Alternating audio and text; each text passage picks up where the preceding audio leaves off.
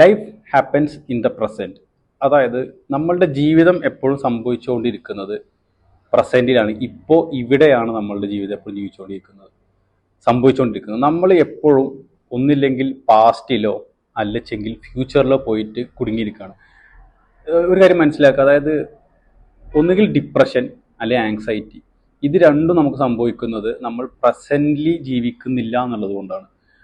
Anxiety എന്നുള്ളത് എപ്പോഴും എന്താണ്, ഫ്യൂച്ചറിനെ കുറിച്ച് ചിന്തിക്കുന്നതുകൊണ്ട് വരുന്നതാണ്. അതുപോലെ തന്നെ ഡിപ്രഷൻ, കഴിഞ്ഞുപോയ കാര്യങ്ങളെ കുറിച്ചിട്ട് ചിന്തിച്ചിട്ട് ഉണ്ടാവുന്ന പ്രശ്നങ്ങളാണ് എപ്പോഴും ഡിപ്രഷനായിട്ട് മാറാറ്. അപ്പോൾ just try to live in the present.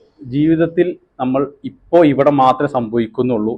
ഓരോ നിമിഷം ഓരോ സമയത്തും ഇപ്പോൾ ഇവിടെ മാത്രമേ സംഭവിക്കുന്നുള്ളൂ. ബാക്കിയുള്ളതൊക്കെ നമ്മളുടെ മൈൻഡ്, സൈക്കോളജിക്കൽ ടൈം എന്ന് പറയുന്ന ഒരു സംഗതിയുണ്ട്. നമ്മൾ മെൻ്റലിയാണ് എന്ത് ചെയ്യുന്നത്, നമ്മൾ കംപ്ലീറ്റ് കാൽക്കുലേറ്റ് ചെയ്യുന്നത്, ഭാവിയും അതുപോലെ തന്നെ ഭൂതവും. ഇത് രണ്ടപ്പോൾ നമ്മൾ എന്ത് ചെയ്യാൻ ശ്രമിക്കുക, എപ്പോഴും പ്രസൻ്റ് ആയിരിക്കാൻ ശ്രമിക്കുക. നമ്മളുടെ മെൻ്റൽ ഹെൽത്തിന് അത് വെരി വെരി ഹെൽപ്ഫുൾ ആയിരിക്കും.